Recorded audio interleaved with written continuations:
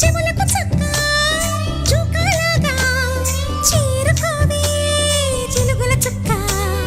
చేతికి రవ్వల గాజుల్లాగా కాలికి మువ్వల పట్టీలాగా పెళ్ళు పచ్చల పతకంలాగా పగలకు దిగదిగ తగలను తొడిగేలా నువ్వు వస్తా